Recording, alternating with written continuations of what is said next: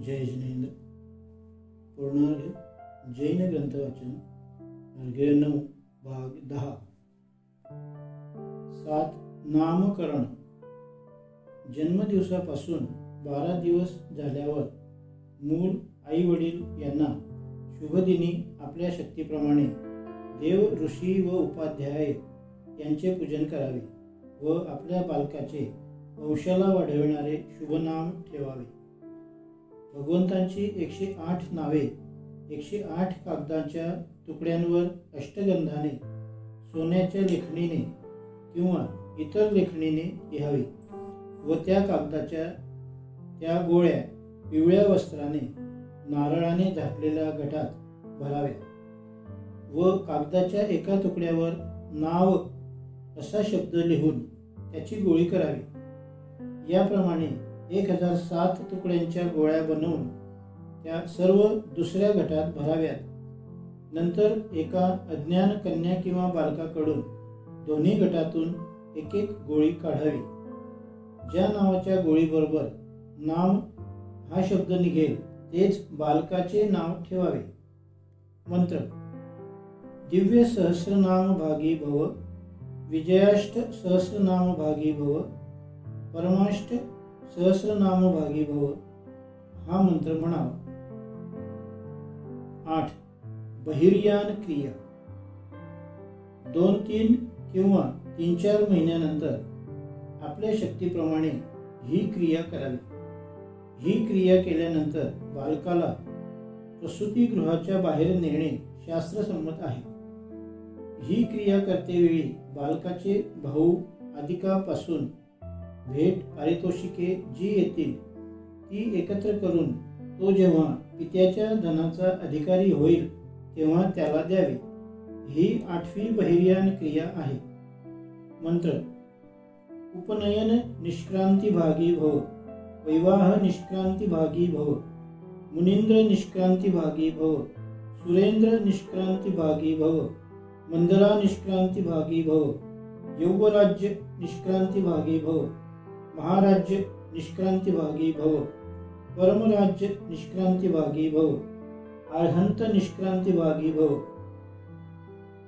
9. निषेधा क्रिया. ज्याच्या जवळ मंगल द्रव्य ठेवलेली आहेत अशा बालकाला योग्य आसनावर बसविण्याच्या क्रियेला निषेधा क्रिया म्हणतात. या क्रियेत सिद्ध भगवंतांची पूजा आदी कार्यक्रम पूर्वीप्रमाणे करावा. या क्रियेमुळे बालकाची उत्तरोत्तर दिव्य आसनावर बसण्याची योग्यता प्राप्त होत जाते. ही निषेधा क्रिया होय. मंत्र. दिव्य सिंहासन भागी भव, विजय सिंहासन भागी भव, परमसिंहासन भागी भव. अर्थात इंद्राच्या चक्रवर्तीच्या विजयोल्लासित व तीर्थंकरांच्या उत्कृष्ट सिंहासनावर बसणारा हो. 10. अन्नप्राशन क्रिया. जन्मापासून 7-8 महिने झाल्यानंतर बालकाला भात खाऊ घालण्याचा विधी करावा. त्यावेळी पूर्वीप्रमाणे जिनपूजनादी विधी करावा. त्यावेळी मंत्र म्हणावा. दिव्यामृत भागी भव, विजयामृत भागी भव, निक्षस मंत्र अक्षणामृत भागी भव. अर्थात दिव्य अमृत, विजयरूपी अमृत व अक्षय अमृताचा भोक्ता हो. 11. व्युष्टी क्रिया. व्युष्टी म्हणजे बर्थडे, वाढदिवस. त्या दिवशी जिनपूजनादी कार्य करणे त्याला व्युष्टी क्रिया म्हणतात. बालकाला 1 वर्ष पूर्ण झाल्यावर त्याचा वाढदिवस करावा. त्यावेळी सत्पात्रदान, जिनपूजन व होमकुंडार्चन हा विधी पूर्वीप्रमाणे करावा. आपल्या इष्टमित्रांना, बांधवांना बोलावून हा विधी करावा. या प्रकारे दरवर्षी जन्मदिनी हा विधी करावा. पुढील मंत्र म्हणून आशीर्वाद द्यावा. उपनयन जन्म वर्षवर्धन भागी भव, वैवाह निष्ठ वर्ष वर्धन भागी भव, मुनींद्र जन्म वर्ष वर्धन भागी भव, सुरेंद्र जन्म वर्ष वर्धन भागी भव, मंदराभिषेक वर्ष वर्धन भागी भव, यौवराज्य वर्ष वर्धन भागी भव, महाराज्य वर्ष वर्धन भागी भव, परमराज्य वर्ष वर्धन भागी भव, आर्ह्यंत्य वर्ष वर्धन भागी भव। अर्थात तू यज्ञोपवीत क्रियेच्या वर्षाला, विवाह क्रियेच्या, मुनिपद धारण करणाऱ्या इंद्रजन्माच्या वर्षाला वाढविणारा, सुमेरू पर्वतावर होणाऱ्या अभिषेकाच्या, युवराज पदाच्या, महाराज पदाच्या, चक्रवर्तीच्या, उत्कृष्ट पदाच्या, अरिहंत पदवीरूपी राज्याच्या वर्षाला वाढविणारा हो। 12. चौल क्रिया। एखाद्या शुभदिनी देवगुरूची पूजा करून बालकाचे जावळ काढणे यास चौल कर्म म्हणतात। प्रथमतः बालकाचे केस गंधोदकाने ओले करावेत, नंतर कुलपद्धतीला अनुसरून मुंडन करावे, शेंडी ठेवावी, नंतर बालकास आंघोळ घालून नवा पोशाख घालावा, मुनिचरणास नमस्कार करायला लावावा, सर्व आप्तेष्टांनी बालकाला आशीर्वाद द्यावेत। या क्रियेत पुण्यवाचन करावे। मंत्र: उपनयन मुंडभागी भव, निर्ग्रंथ मुंडभागी भव, निष्क्रांती मुंडभागी भव, परमविस्तार केश भागी भव, परमेंद्र केश भागी भव, परमराज्य केश भागी भव, आर्ह्यंत्य भागी भव। अर्थात उपनयन क्रियेसाठी मुंडन करणारा, निर्ग्रंथ दीक्षा धारण करतेवेळी मुंडन केलेला, मुनी अवस्थेत केशलोचन करणारा, संसारातून पार करणाऱ्या आचार्यांच्या केसांना धारण करणारा, इंद्राच्या केसांना धारण करणारा, चक्रवर्तींच्या केसांना धारण करणारा, अरिहंत अवस्थेच्या केसांना धारण करणारा हो। या मंत्रांनी विधिपूर्वक बालकाची शेंडी ठेवावी। 13. लिपी संख्यान क्रिया। 5व्या वर्षी बालकाला अक्षरे व संख्येची माहिती करून देणारा विधी करतात। वरीलप्रमाणे सर्व विधी करावा।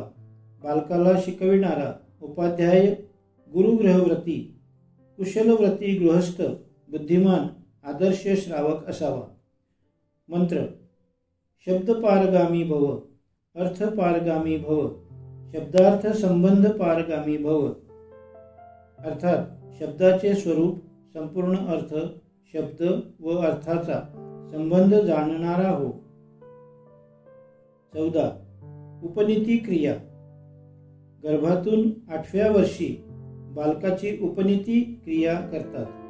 प्रथम त्याचे मुंडन करून जिनमंदिरात जिनपूजनानंतर गुरुसाक्षीने व्रते देऊन त्याचे मौजी बंधन करावे, शेंडी ठेवून अंगावर शुभ वस्त्र धारण करावे, आत लंगोटी नेसून बाहेरून धोतर नेसावे, वेश निर्विकार असावा, त्याच्या गळ्यात व्रताचे सूचक यज्ञोपवीत जानवे घालावे, त्याच्या चरित्राला अनुसरून नाव ठेवावे, त्याने भिक्षेने उदरनिर्वाह करावा, त्यातील अग्रभाग जिनप्रभूला अर्पण करावा। या विद्यार्थ्यास अर्थात प्रथमाश्रमी ब्रह्मचर्यास कहिलिंग 3 पदराचे रत्नत्रयाचे शुद्धीचे चिन्ह असलेला कडदोरा बांधावा। उरुलिंग धुतलेले वस्त्र धोतर धारण करावे, हे श्रावकाचे कुल पवित्र असल्याचे सुचविते। उरोलिंग 7 पदराचे यज्ञोपवीत, हे वक्षस्थलाचे चिन्ह आहे व ते सप्त परमस्थानाचे सूचक आहे। शिरोलिंग मुंडन करणे, हे मनवचन शरीराचे पावित्र्य सुचविते। अशा 4 चिन्हासह व्रत धारण करावे, म्हणजेच स्थूल हिंसा, असत्य, चोरी इत्यादीपासून विरक्त व उत्कृष्ट ब्रह्मचर्य धारण करावे। या ब्रह्मचर्याचे बाभळ, आंबा वगैरेच्या काडीने दात घासू नये, विडा खाऊ नये, डोळ्यात अंजन घालू नये, हळद वगैरेची उटी लावून स्नान करू नये, परंतु दररोज शुद्ध स्नान करावे, एकटे जमिनीवर झोपावे, पलंग, बाज यावर झोपू नये, शिक्षण असेपर्यंत हे व्रत पाळावे, विनयाने गुरुकडून श्रावकाचार विद्या शिकावी, मद्य, मांस, दारू याचा सर्वकाली त्याग व पंच अनुव्रताचे पालन करावे. मंत्र. परमविस्तारका लिंगभागी भव, परमार्श लिंगभागी भव, परमेंद्र लिंगभागी भव, परमराज्य लिंगभागी भव, परमार्हंत्य लिंगभागी भव, परमनिर्वाण लिंगभागी भव. अर्थात उत्कृष्ट आचार्यांच्या चिन्हांना, परमार्श चिन्हांना, उत्तम इंद्राच्या चिन्हांना, चक्रवर्तींच्या राज्याच्या, उत्कृष्ट अरिहंतांच्या व उत्कृष्ट मोक्षाच्या चिन्हांना धारण करणारा हो. उत्तम ब्रह्मचर्य पालन करून गुरुमुखाने अध्ययन करणारा ब्रह्मचारी क्रमाने ऋषी, इंद्र, चक्रवर्ती व तीर्थंकर होऊन मोक्षप्राप्ती करून घेतो.